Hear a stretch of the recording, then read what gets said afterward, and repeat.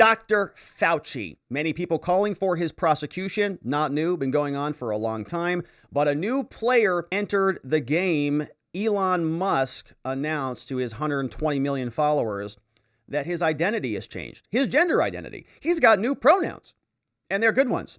He posted this December 11th. He said, "My pronouns are Prosecute Fauci." And this got 1.2 million likes on it. Big numbers. Of course, we like those numbers because that means a lot of people are seeing it. And a lot of people are agreeing with it because they've watched what Fauci has done to this country and they're very upset about that. Now, a lot of other people were weighing in on this. Some people were speculating, why is Elon posting this on the interwebs? Could it have something to do with other information that is coming out soon? The Hodge twins posted this in response to Elon's pronoun change. They said, "Hey, Elon, let me guess.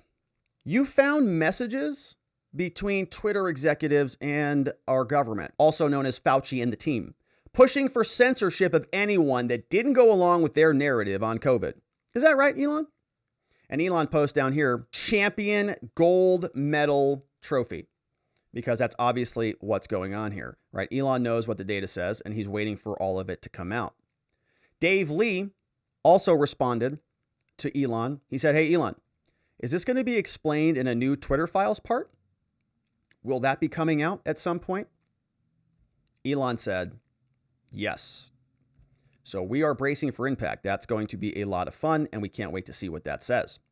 Now, Representative Marjorie Taylor Greene, she is very supportive of Elon's transition, as we all are. This is 2022, and we support it. And so she responded. She said, "I affirm your pronouns, Elon." Very accepting and diverse of her. And our friend Viva had an absolute banger of a tweet. If you're not following Viva over there, his tweet thread has been fire, as the youth of America say. He posted this today. Viva said, "The people who spent years screaming, 'Prosecute Trump,' now say it's violence for Elon Musk to tweet out, 'Prosecute Fauci.' The people who say they want clean energy now boycott Tesla, and the people who chant open borders now want to deport a U.S. citizen. Hashtag Democrat standards," from our very good friend right next door, Viva Frei, whose Twitter account has been popping lately. I don't know what's going on over there. Viva's taking some extra vitamins or something's going on, but it's been a good one. So go follow him at the Viva Frei. And he's, of course, right next door on YouTube and on Locals at vivabarneslaw.locals.com. Spicy as can be. Maybe it's that Florida food. Don't know, but it's good. Now, a lot of people on Twitter were chiming in on this. A lot of people in the media chiming in on this. Everybody is upset about this if you're a Democrat, lefty, including the White House. Karine responds to the Prosecute Fauci tweet from Elon. And she's very upset about this because, as we know, anything that condemns the Fauster is dangerous. In the back. Thank you, Karine. As you know, Elon Musk launched a series of attacks on Dr. Anthony Fauci over the weekend, calling for his prosecution. And then he shared some other memes about him and suggested he lied about the illegal origin of the coronavirus. What's your response, first of all, specifically to the attacks on Dr. Fauci, and second, how is your view of Twitter as a sort of public forum and a forum for yourself and for the president and many other officials here? How are those views evolving? So look, we've been very clear about this. These attacks, these personal attacks that we have been seeing are dangerous. Very dangerous. On Dr. Fauci and other public health professionals as well. They are disgusting and they are divorced from reality.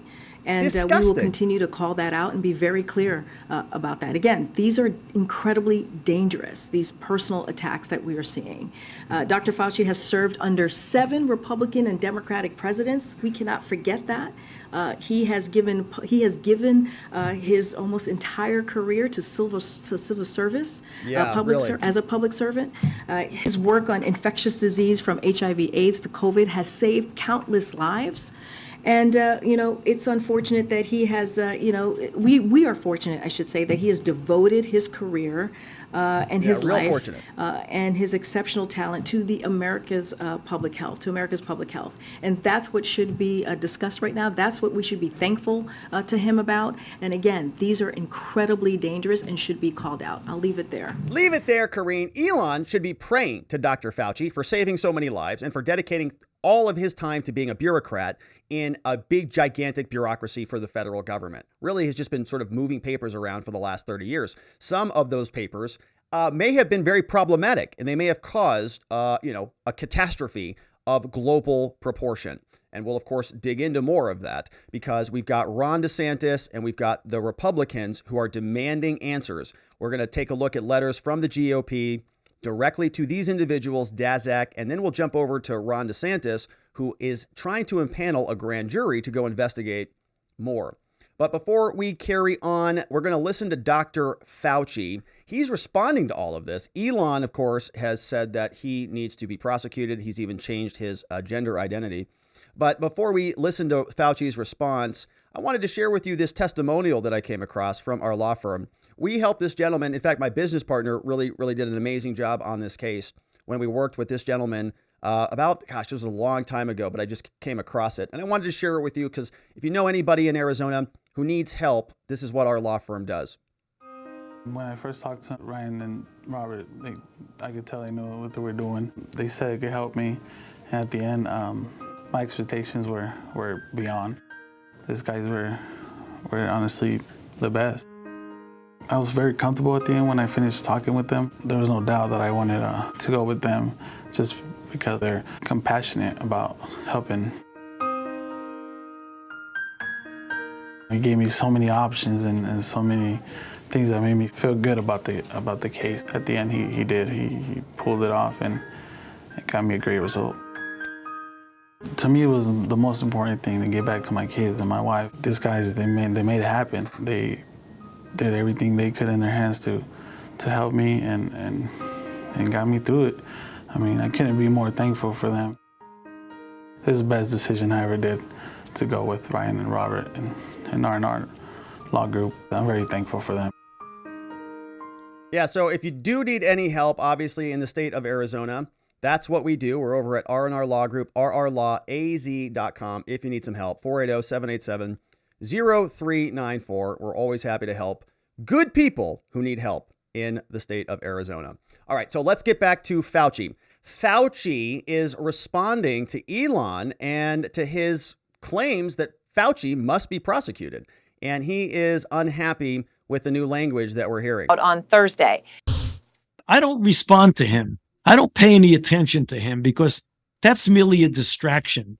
And if you get drawn into that, and I have to be honest, that cesspool of interaction, there's no value added to that, David. Cesspool. It doesn't help anything. A cesspool of information. It comes as that's Twitter. We're all on Twitter, and we're asking questions. Dr. Anthony Fauci. He says, I don't respond to him. Elon's just a distraction. The guy who happens to own the biggest area for political discourse, I'd say, right? There are other platforms that are bigger than Twitter, but politics and the sort of town square, I think, is taking place on Twitter. It's where all the journos are. It's where all the politicians are. So how is it a cesspool of interaction? Strange. Now, upset about that, but he's also now defending himself, and he doesn't look so good here in this one. He looks tired. He looks sort of worn out or maybe sick or something. But let's see what he had to say, because he's out there trying to defend his record. And why are these not here? Want to blow this up so that we can watch it.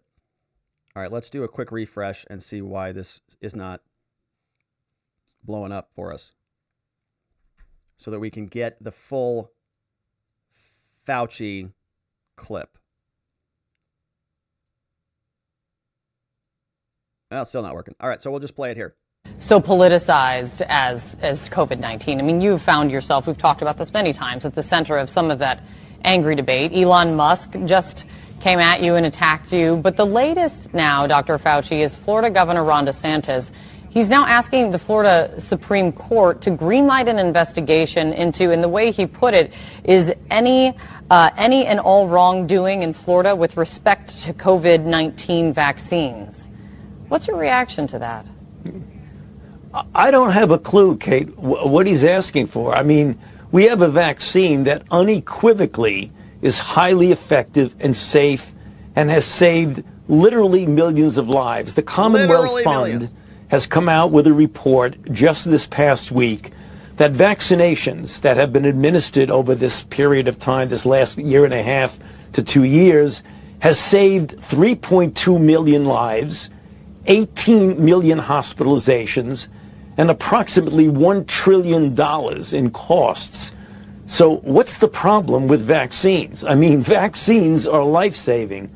So quite frankly, Kate, I'm not sure what they're trying to do down there. All right, so he's doing a little appeal to authority, if you noticed. He takes us over to the Commonwealth Fund. And the heck is this? All right, so Commonwealth Fund. He says, by the way, Commonwealth Fund said something. We go, great, who cares what they are?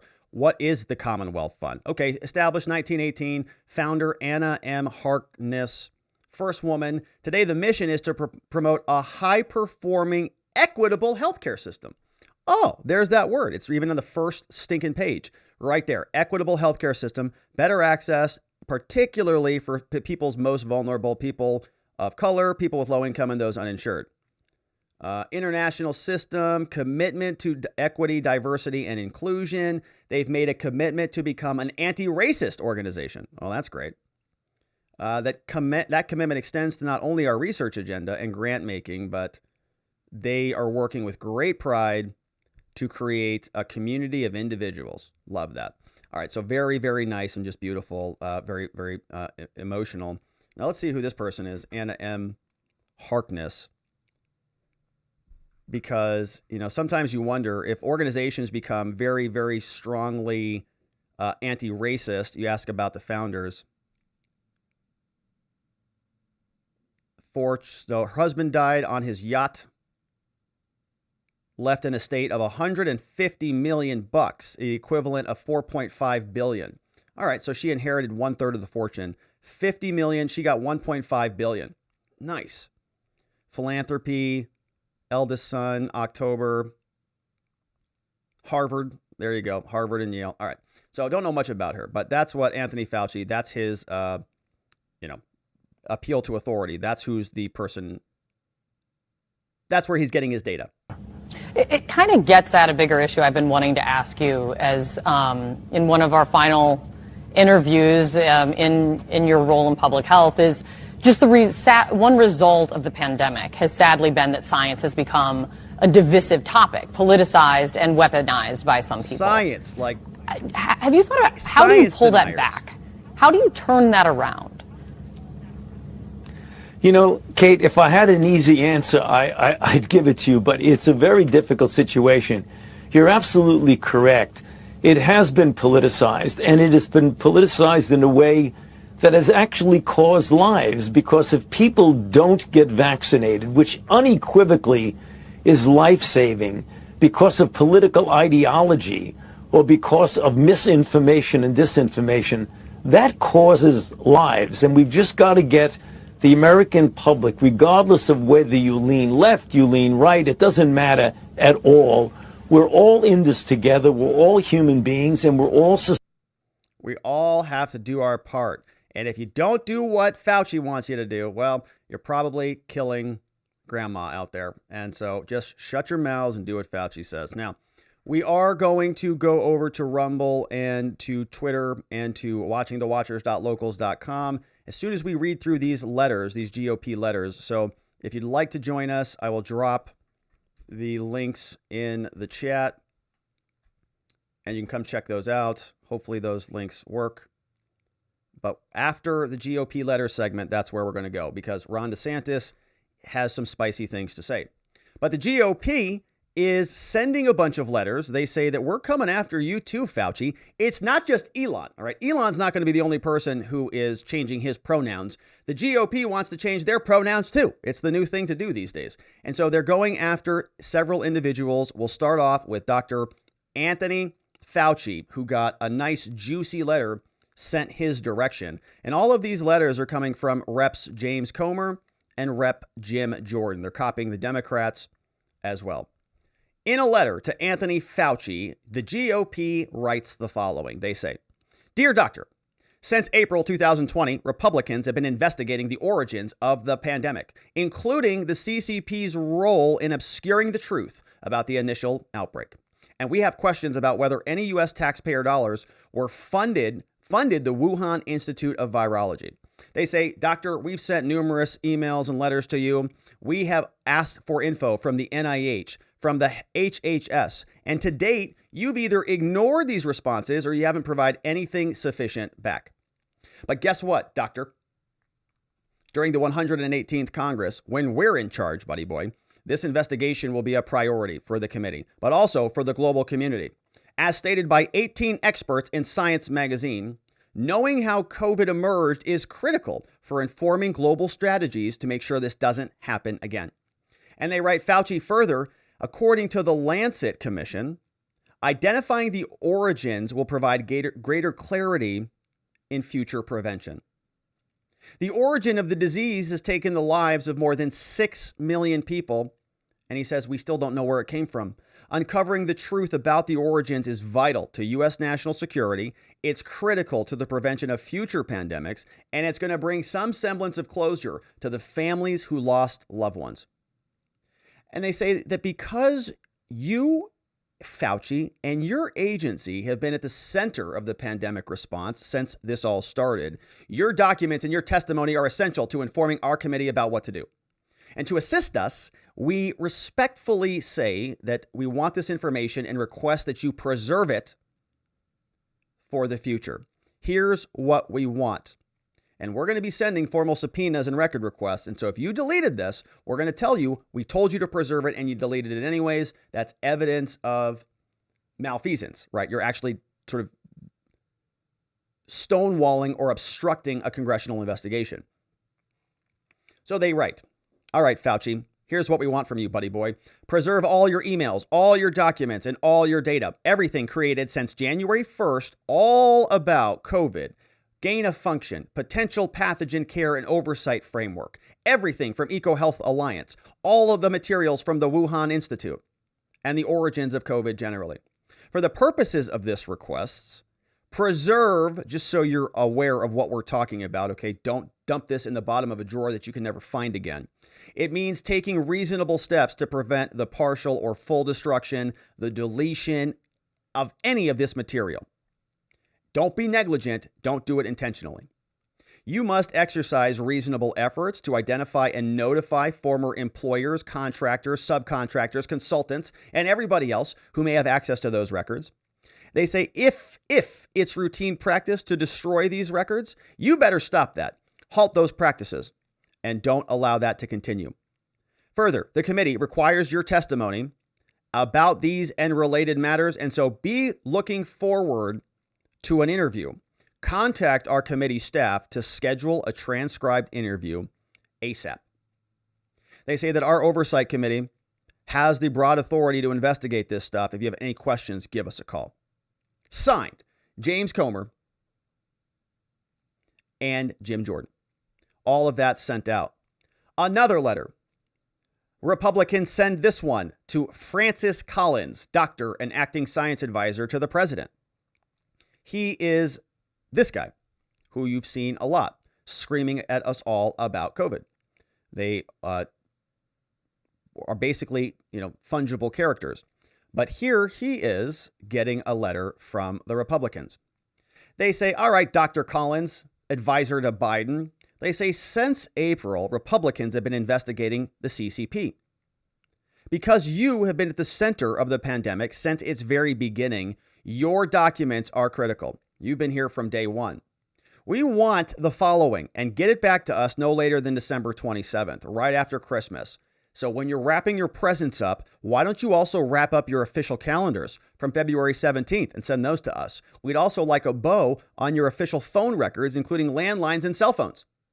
We want all documents between you, employees, and the NIAID and the HHS. We want all documents and communications between you and the Wuhan Institute. Also, your employees in Wuhan. We want to know what you said to EcoHealth and Nature Medicine. And we also want to know about your teleconference calls. If you had conversations about the proximal origins of the vid that you talked about in Nature magazine, we want that too. And so we are going to be contacting you, or you better actually, in fact, contact us for a transcribed interview. Signed by Comer and Jordan. Now, he's not alone. Who else is getting a letter in their Christmas stocking is Dr. Peter Daszak. That's this guy.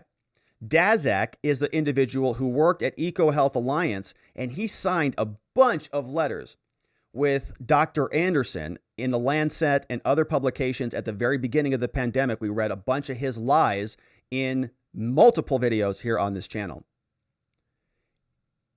He's a horrible, horrible crook indeed. He gets a letter from Congress. Since April 2nd, 2020, committee Republicans have been investigating the origins. And during our next Congress, we're coming after you, buddy boy, because you and your organization have been at the center of the pandemic, and you knew about the origins when the government knew about it, because this guy got a bunch of contracts from the NIH and from Fauci. So they say, all right, Dr. Daszak, here's what we want from you. We want all the information about the origins of COVID and China's efforts to cover it up. Get those materials back to us after December. All calendars from Daszak and these 4 other employees, all phone records from Daszak and these other employees, all documents about Wuhan lab, all information about awards, contracts to any agencies, sub-agencies. They want all documents about EcoHealth's proposal to DARPA, the Defense Advanced Research Project Agency, for a project called Preempt, right, which is probably where they're doing all that gain-of-function stuff. All documents about the potential pandemic pathogen care and oversight framework. All documents about the stopping or pausing of EcoHealth's grants, right? So if somebody's like, we better stop funding Dr. Daszak, turn those off. We want to see those emails too. We want documents about your letter in the Lancet entitled Statement of Support and Public Health Officials and Professionals of China Combating COVID-19. This guy signed a letter that said that you people who ask questions about whether this originated from China or not are crazy conspiracy theorists. They were trying to stop the conversation. They were trying to pre-butt the conversation. And it was a disgusting lie. Further, we request that you preserve all of the documents, all emails and data about the origin of COVID. Preserve means don't destroy anything. Take reasonable efforts to identify other employees, also contractors. If they're deleting data, tell them to stop it. We also want to interview you. If you have any questions, let us know. Once again, Jim Jordan and Rep. Comer. The last one that we have is going over to Health and Human Services, very similar to Dr. Honorable Xavier Becerra. Says, since April 2nd, we've been investigating. When we're in charge, we're coming after you. You've been at the department, and your department has been at the center since the beginning. We wrote to you previously in July. We wanted information. You didn't give us any. The NIH have refused to produce any responsive documents, and you're not communicating with us. They say, as a reminder, the Freedom of Information Act does not apply to Congress. Okay, so if you're denying stuff, it doesn't apply to us. The statute itself says as follows, and therefore we need information. Here's what we want. All the official calendars from everybody. Health and Human Services. Calendars for Collins, Fauci, Lawrence Tabak, Hugh Auchincloss, and others. All official phone records from Fauci, Collins, Lawrence. All documents from the Scientific Review Group, information about the advisory contract, more contracts, grant years, anything going to Wuhan, all your conversation about that Lancet article, the Nature Medicine article, your pandemic pathogen and oversight framework, lots of stuff here. The origins of COVID, the documents about the proximal, okay, all this stuff, right? And they basically want information from everybody. You see them here. Two employees from HHS, 4 employees from NIH, a whole handful of other people from NIAID, bunch of individuals here from the FDA. We've got the Secretary of Preparedness and Response, so on. Thank you, they write, for your attention to this very important matter, HHS. Thank you to James Comer and to Jim Jordan.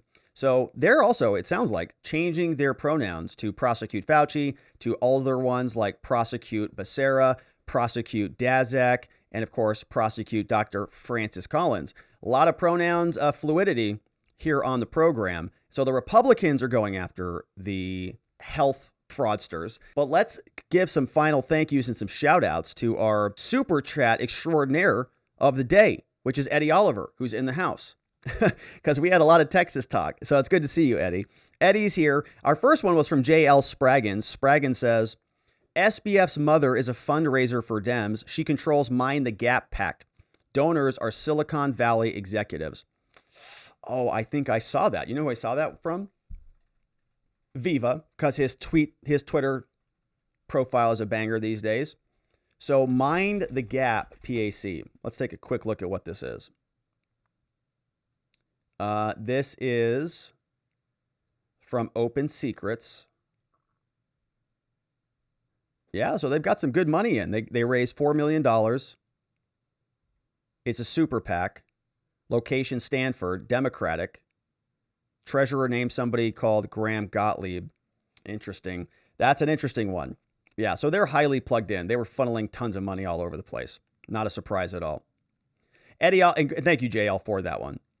We have Eddie. He says, Rob, you are being far too nice to Beto. I will forgive you once because you're from Arizona. But just be aware, don't do that in Texas ever. He says, thought you were going to try to do better. I'm trying, Eddie. It's a work in progress, man. You know, we're all broken humans. And just like Sam Bankman-Fried, I am also sad when I fail you, Eddie. And I want to put that on the official YouTube record.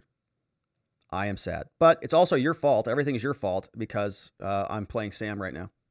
I'm not responsible for anything. Maybe that's how I should take it with you, Eddie. I'm just not responsible for anything. I'm like Sam. It's not my fault. It's your fault. It's everybody else's fault. Eddie says, all Binance did was literally say, look, it's a Ponzi scheme. They didn't start the Padres game. They just pointed out how is that their fault? Dems be wanting to regulate crypto and Texas reps rock. Yeah, that was a good little smackdown of Maxine. He was fighting for his time and he got it. That's all that Binance did. I don't know why people are down on Binance, right? He called it out. He said, everybody's getting screwed over there. Pay attention.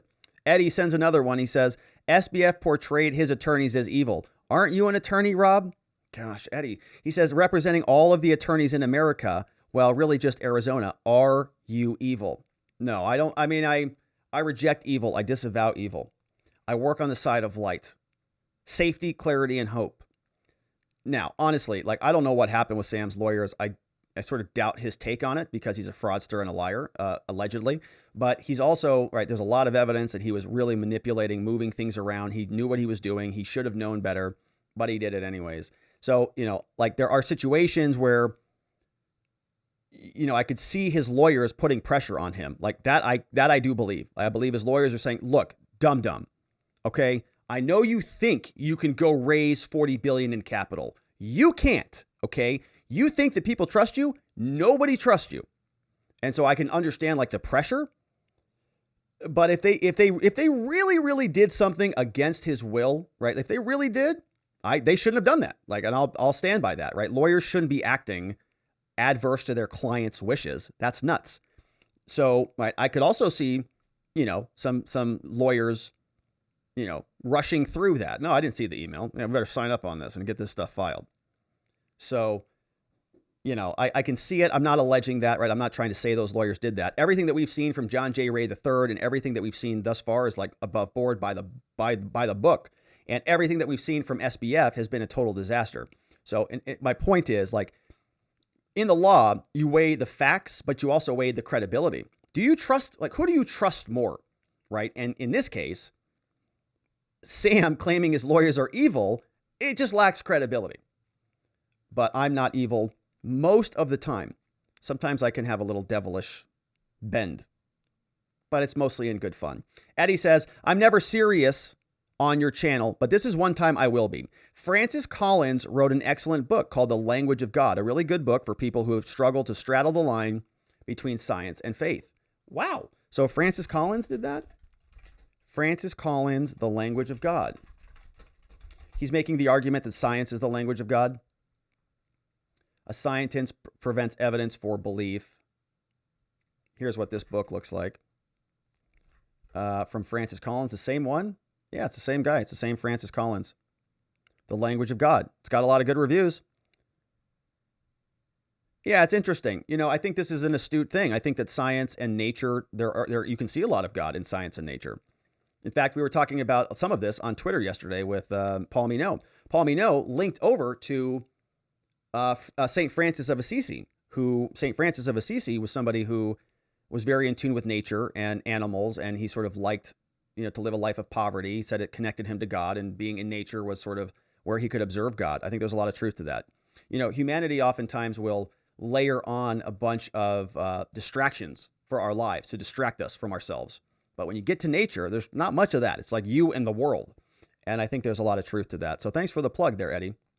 Yeah, good stuff. Eddie said, I'm very disappointed when he got caught up in all this COVID business. It's always sad when you see one of your heroes fall, except for you, Rob. I would not be sad for you. Oh, gosh, Eddie. Oh, way to round it out. All right, so it's like a serious moment, and then it's like, yeah, I hope you fall off your roof. They say true happiness is seeing your neighbor fall off his roof. And so, Eddie, as long as I don't get hurt, I'm okay falling off a roof from time to time. I guarantee you that I will, right? I'll fall off the roof at some point. And many of you probably say you already have a few times. We're still here or not, or maybe you're left. I don't know. But yeah, it is a sad thing. And Francis Collins, I don't think that necessarily, some of these people I think are delusional and totally misguided, but not necessarily, evil, terrible people. And a lot of people are trying to do what they think is right, and they're completely, misguided. They've sort of missed the mark. But, these doctors are in a different category. So it's like if you talk to like an ethics attorney, like if I call an ethics attorney, she's like, you should never talk on YouTube again, ever, because what you say is going to put you in trouble, right? Because she's an ethical lawyer. So she's going to tell me that she's hyper aware of that issue. Okay. Just like Dr. Francis Collins is hyper aware of all of this stuff. He's going to see that everywhere he looks. And so you give people a little bit, I think, of professional leniency when they're making positions, but at the same time, there's base layers. Like you don't mandate stuff for people. You don't lock people in their homes. You don't take away their property rights. You don't step all over their freedom of speech. You don't wreck the American Constitution to deal with the pandemic. And I think that Collins and a lot of other people were basically okay with that. And it is sad to see people go. But thank you, everybody, for those very, very generous super chats today. And Eddie Oliver, thank you for all of them, mostly all of them. And to JL Spraggins for sending them in. And so my friends on YouTube and Facebook, come on over to Rumble. Come on over to Locals. You don't have to pay for anything. It's a totally free account. So head on over and support some of the free speech platforms, support Twitter, and we'll carry on the show. We've got one final little bit of Ron DeSantis. We're going to read through the grand jury transcript. So the grand jury request the petition to the Supreme Court. So we will see you over there, my friends. And if you don't join us, then I'll see you back over here tomorrow, right back here. Make it a great night, my friends.